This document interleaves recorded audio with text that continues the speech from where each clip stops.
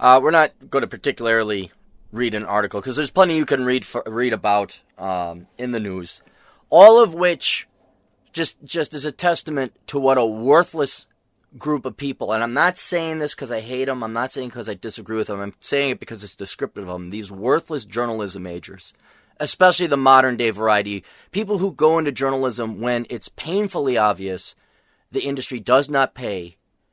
You could go ahead and be a citizen journalist with any type of online media now. That's the new thing. The old mainstream media is out. It's obsolete. It's not outdated. It's obsolete. Dan Rather, Sam Donaldson, who was the other guy? Peter Jennings, that's done. None of you are going to become that now. So you don't need to go to school for that. Especially since the slop that some 23-year-old blogger could come up with is no better in terms of journalistic integrity and the quality of journalism than what was being thrown by the mainstream media. It doesn't matter. You might as well just go fire up your laptop, start blogging, and become a citizen journalist, because you're going to be better than any professional, quote, journalist major. And so the articles that are being written are just, they're spun, they're standardized, they're just a mouthpiece. Just a mouthpiece, so there's no reason to read it, and that's about the Dear White People on Netflix. All the articles just fawn, or not necessarily fawn, they know that if you look at YouTube dislike ratio, it's very hated. It's even more hated than When We Rise, Act 1 or Video 1 or whatever it was. When that came out, people got sick of that. People are sick of this, of all races, all genders, I think, I might add. Only about 10% of the people like this Dear White People trailer. And then if you read through all the articles, be it the New York Times or what was it, not OkCupid, and it's just like, they try to be nuanced about it, and then you think, well, maybe it's tongue in cheek, maybe this isn't just a hate white. No, it's hate whitey. It's just a hate whitey, white guilt, and we're done. And so here's my point. I know everyone's up in arms. I know everybody. Oh, did you downvote it? Ooh, there's some armchair slacktivism for you, white people. Because this is going to be my complaint. For those of you who are smart and no cappy, this is where I'm going. Netflix and academia and Starbucks and Apple and 84 Lumber and all these and Target, they all know you white people are pussies. And it's not even that you have no self-respect and that the majority of you are pussies. And maybe a disproportionate percentage of you have been brainwashed to be that way. Maybe they know that. But they also know that you're lazy. And this is probably the biggest criticism I have about Republicans in general is that they're dumb. But when it comes to conservatives in general, this transcends white. This is are you a Republican? Are you a conservative? Are you a libertarian? All right, this is a criticism for all of you guys out there. And this is even my friends. My God, it's my friends. Staying with my buddy over in Phoenix, the family. This family is conservative. They're not libertarian. They're conservative. They're Republicans. Very well-to-do in Scottsdale. They got Starbucks mugs up the yin-yang. They have Starbucks coffee. They all have apples. And then, I don't want to be the lecturing type. You don't want to be that guy or that gal. They kill African rhinos over at that company does. That company uses slave labor. You don't want to be that purist, that crusaderist, that worthless, why do I see middle-aged woman in my mind with the stereotype that comes in and nitpicks and nags you about your purchasing decision. I don't want to be that guy. I merely mentioned in passing to my buddy, I'm like, hey, look, I know you got bigger things on your mind right now, but you have to think about the future of your children as well. And I don't know if you heard about Starbucks, but that guy donated to Hillary Clinton.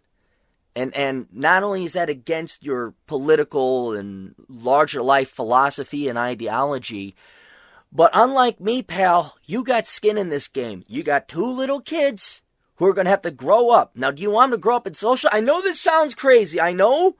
Well, how does changing my purchasing actions and behavior affect the future economy and standards of living that my children have? It's very interesting, and it's long and it's elaborated. It's like, how does turning the key in my ignition fire up the engine? There are probably 100 processes that happen in the blink of an eye that result in that engine firing up from you turning the key, which we don't have time to go through right now because you're a very, very, very busy and occupied individual. But take it from old Cappy here, that if you, that your children's future, black, white, Hispanic, Asian, gay, straight, is highly dependent on whether or not you reward companies that advocate socialism, consciously or not. These people are so stupid they don't realize, oh, what a corporation. I've wrestled with that one before, but I finally figured it out. How is it supporting this company is going to affect my children's future life negatively? Because you're a busy individual. Because I know all you white people out there are just so busy with your lives and your commutes and your debts and trying to keep up with the Joneses and being a genuine swipple. Just take it from the old captain. Let me do the thinking for you. Stop buying Starbucks coffee. I told him, I didn't go through that long of a tirade with him. I said, get Black Rifle coffee. Okay? They deliver. I know you guys don't go out because you're too busy to go get coffee. Get Black Rifle coffee. It's a first step. All right? Don't get Apple. Go with Microsoft. Go with Dell. Go with any other company that isn't Apple. Stop it with Apple computers. All right? If you're going to buy it, don't get Lumber 84. Pepsi and Coke have both paused in the egg hole, to quote Chris Beckloff and that crew over there.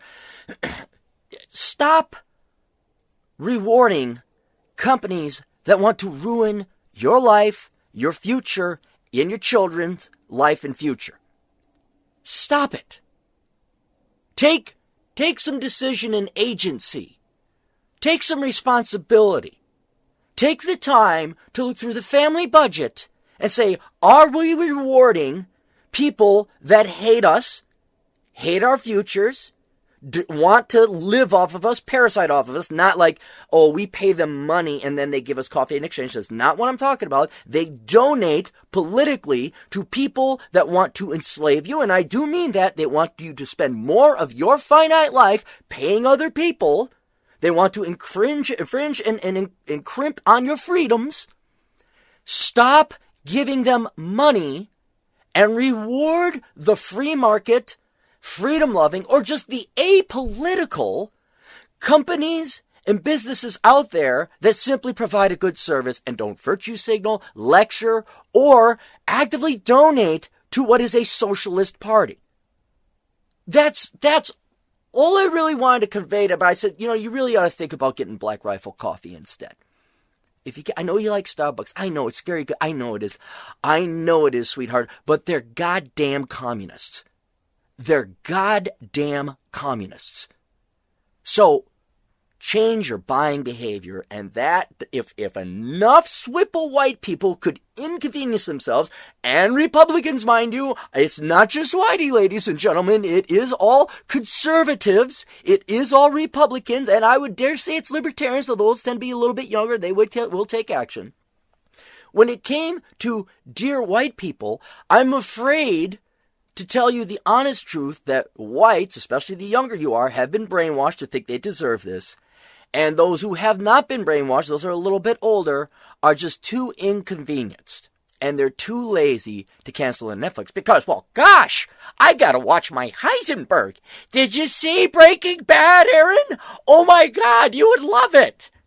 We have our Games of Thronesies. I can't go without my Games of Thronesies. And the living dead, and the walking dead, and the sleeping dead, and the shooting dead, and the screwing dead. We can't go without them. I don't know how many. I can't tell the difference, guys. There's so many of the walking dead and zombies. I don't know if you notice, it's a little bit of overkill. They got the zombie thing is coming to a close. We had that nice. Remember there was zombie ammo. We get the zombie apocalypse. Oh my God. And then I mean, and here's the maybe that's the other observation. Look at the ruling with the Supreme Court and all the Americans who want to invite cultures that are not conducive to ours and wish to wipe us out. It makes me take a very nihilistic, cynical, but realistic view that I've tried to work and comprehend and understand more. And it's based on my generation and peers and cohorts that I grew up with. And that is, most of these, quote, Republicans that I grew up with in the conservative towns I've lived and people I've dealt with, even if the majority of them were white, most of them don't deserve to live. I'm being deadly. Most of them were assholes. Most of them were jerks. If you cannot simply stand up for yourself as a non-leftist, let's just put it that way, you cannot say, hey, I'm not going to tolerate that. I'm not going to tolerate racism. I'm not going to tolerate slavery. I'm not going to tolerate high taxes. I'm not going to tolerate socialism. If you can't do that simple thing to stand up for yourself and your own self-interests without parasiting off of others, Democrats do stand up for their own self-interest, but it's living off of others. That's why it's parasitism. And if you look at the majority of where they dedicate their time and resources, that is their job, is to rationalize the theft of others. That is a Democrat, socialist, leftist job. But if you cannot stand for these basic self-survival principles because you're too inconvenienced, you don't have time, you have too much debt, you've been brainwashed to hate yourself, you don't deserve to live. You as a species do not deserve to survive. You know, frog and scorpion over across the river type of thing. You don't deserve it. You just don't. And so what I think what's going to happen, especially with dear white people, is Netflix and Target and all these other corporations know that white people are their bitch. You're not going to do jack shit. You're going to threaten to boycott, but when it comes to driving that extra mile down the road to Walmart, when it comes to switching to Amazon.com and not going through Netflix, when it comes to buying DVDs instead of going and getting, binging on Netflix, when it comes to switching to Black Rifle Coffee, you're not going to do it. In part, either because you're, and that's what I'd really love to know what goes in the mind of a swipple white person who still subscribes to Netflix. I know it's probably not deep or philosophical. I doubt it's like, well, I deserve that. I'm sure there's some dipshit millennial kid still living at home at the age of 30 in their mother's basement. I'm sure there is some people who believe it, but I doubt it's a deep, ponderous thing. I think it's just pure laziness and debt. I know that's, how does debt have it? I think people are so indebted. They so have to have this cookie-cutter lifestyle, this McMansion and the cars. It's sad when I see it happen to my own friends. It's sad when you see this happening in the real world. Like, you could see it on the internet, you could see it in the statistics, you could see it in the data, you could see it on somebody's financial statements, but then when you view it with your own eyes, you live it with those people, it's like, holy crap, I still can't believe this is happening. And it's your own friends, you think they're inoculated to it? I think you guys just get too busy. Jimmy has basketball practice and hockey practice and flute practice. And little Amy, she has ballet and gymnastics. And then we have to study. And then we have to go to church. And then there's the mortgage. And then there's the car payments that by the time you get that 10 minutes to yourself right before you go to bed. You get that 10 minutes to yourself right before you pour yourself the shot of booze. And not to mention, you guys are all working these jobs that probably are soul-crushing and soul-sucking. I'd imagine the last thing on your mind is, let's go log into Netflix and cancel. Which I'm going to be doing, by the way. I will be doing that. But the old captain would simply point out, the point, I guess, is moot. I guess it's moot. I mean, if Republicans have been pigeonholed, I wouldn't say it's pigeonholed because they brought this lifestyle upon themselves. You guys decided this.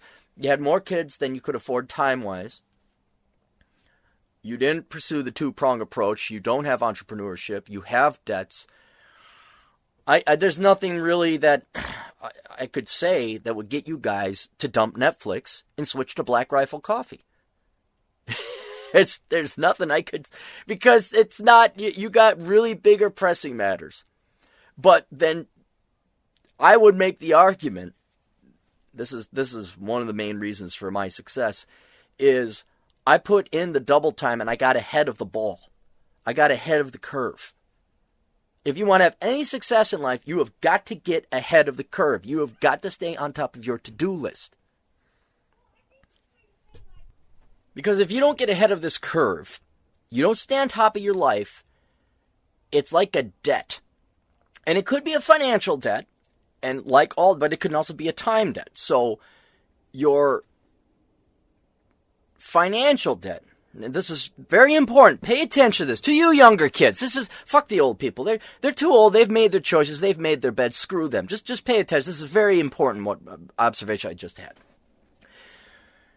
Debt doesn't go away. Like the credit card debts, maybe you have some buddies, maybe you have some debt. It could be student loans, but credit card debt, the problem with that is it accrues interest, and even if you pay the minimum payment, the debt never goes away. The engine by which, the slave master that generates more interest for you, more work, more tasks that you have to pay, that entity never goes away. So if you don't get rid of your debt, it will keep generating more and more work, more and more interest that you have to pay off. It's the same thing with time. If you do not manage your life is kind of like a debt. It requires a certain amount of time to manage, support, and sustain. And if you're bad at it, and you waste time, it accrues, it grows large, this responsibility grows larger and larger and larger. Soon you have a mortgage you could barely afford. Soon you have kids you could barely afford. And I'm talking time. You have, it could be something as small. Oh, what was an example? I'll give you another perfect example. A buddy of mine, my pilot buddy, bought a boat. What the hell are you buying a boat for? You don't have time to manage a boat. And people, boats are fun. Oh, is it? And I was poo-pooed. Oh, you're a stick in the mud. Oh, I'm like, no, I'm not a stick in the mud. And it's not about cost. The guy can easily afford the boat. What it's about is the time that it takes to manage the boat. And you gotta put it in the water, and then you have to store it, and then you have to have it cleaned. You have to dedicate time to the boat. And people take on all these tasks, all these time liabilities, things that take time. The larger ones being school, career, commute. Think about that, commute. Children, boats, although not everyone takes a boat. Even small stuff like, okay, I'll give you another perfect example. This is a micro one, okay? Let's go back to the Scottsdale family. My buddy comes home, and if you guys remember the Monopoly game in the 80s put on by McDonald's, you guys remember that? God, those are good times. You think if you won a video game, you were king of the world. That's what the early 80s was like. Anyway, so the Monopoly game, McDonald's has brought it back a couple more times, and you get a Monopoly sheet, and you get Monopoly pieces, and if you get Boardwalk and Park Place, oh my God, you win a truck. So he comes back with this Monopoly board. They're doing it now at the grocery stores. And the kids freak out. Oh my gosh, Monopoly, I want to play. And I immediately said, why did you bring that back? I didn't say that to him, but I'm like, why did you bring that back? Now what this piece of paper, this little sheet with Monopoly ink on it, is going to suck up and if at minimum, agitate the hell out of you and give your kids one more thing to argue about and cause more drama over. Because you know what's going to happen. Now the kids are going, Mom, go get some more Monopoly pieces. Oh, do you want Monopoly? Yeah, I want Monopoly. Now you got to deal with the Monopoly pieces. Now are the kids going to deal with it? Are they going to actually take this and put it on there and they're going to organize it and they're the ones? No, they're not going to do it. So basically you have created, I'm not joking, probably with bringing home this one Monopoly sheet, an extra 2 hours of work. Between arguing at the grocery store, no, we don't need Monopoly pieces. Do you want Monopoly pieces? You're going to stand in line more. I certainly noticed it when I was standing in line. The guy was like, "Do you want a Monopoly thing?" "I don't know. Do I? Let's talk about it some more because we're some soccer mom, trophy wife, Scottsdale ditzes." And just like, I want to get my Red Bull and get the fuck out of here. No, I don't want the Monopoly board. No, I don't want the Monopoly pieces. Give me my fucking receipt. But they brought it home. Now, of course, this is innocent enough. People aren't geniuses like me, of course, ladies and gentlemen. But I saw that, I'm like, that's just going to be more time that you don't have. More precious time that you don't have. And even though the larger items of time liability and financial liability are your mortgages, your children, your vehicles, the house, cleaning the house, how big the house is, extracurricular activities, and a commute, the small little stuff like that. Oh, we got a puppy. Oh, there's one. I like that. I got a dog. There's a big one right there. I know several people who should not have dogs. I don't know. I like the dog. Well, what's the problem with having a dog? I don't know. You can't live any place you want. You have to worry about. I mean, that's the stuff I'm talking about. That little stuff adds up very quickly. And then just enslaves you to your life. And not in a good way. Like, I'm enslaved to my life. Go to my blog, CaptainCapitalism.blogspot.com. Look at all the pictures I just posted on this hike I did at the Icebox Canyon. Oh, and, by the way, I know I mentioned the talented Mr. Lee, but I put a picture of Mr. Lee up there. He just, I don't know, because he was in the picture and he's my best friend. But you could see a picture of him. That's being dedicated to your life in a good way. Me doing this podcast, I enjoy it. You guys tune in, blah, blah, blah. It's a good thing. It's productive. But the small piddly crap, guys, that is what... And then you don't have your life. Your life is no longer your own. It's enslaved to a Monopoly board piece. It's enslaved to a dog. It's enslaved to a car that needs maintenance. It's enslaved to a summer home, to a timeshare. It's enslaved to your extracurricular activities at a play that you said you want to. You want to get into theater, and you got to go and you got to do the play. You're enslaved to the church. Why are you going to church when you could download sermons on the internet? Still, that's a brilliant idea I had. Podcast pastor. Still, it's brilliant. No pastors want to partake in that. They lack the entrepreneurial vision. But look, it's your fault, guys. It's your fault, either through laziness or lack of self-respect, to get slapped in the face by a bunch of genuine racists over at Netflix. And you're just going to keep your Netflix account because you're too lazy to cancel it. And if the country continues to go down the hole, and you have children, and I got news for you, whether you have white or black children or Hispanic, it doesn't matter.